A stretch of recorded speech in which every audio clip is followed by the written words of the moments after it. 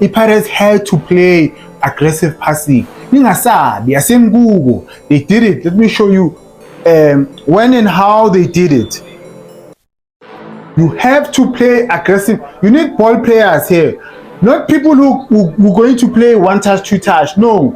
Sometimes you need people who are going to carry the ball. Take 1, 2, or 3 touches. Eh?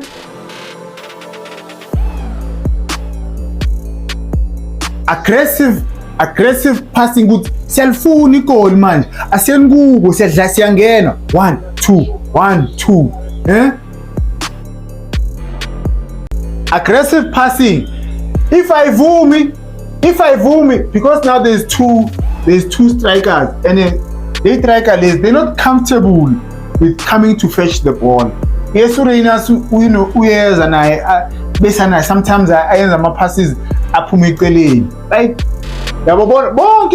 Now Usales needs to come in and collect the ball, but the pass al vumi, so it has to go wide. Keep an eye on Urenas. Watch his movement. Aggressive passing. Yes. Comes back. Should have scored the Urenas.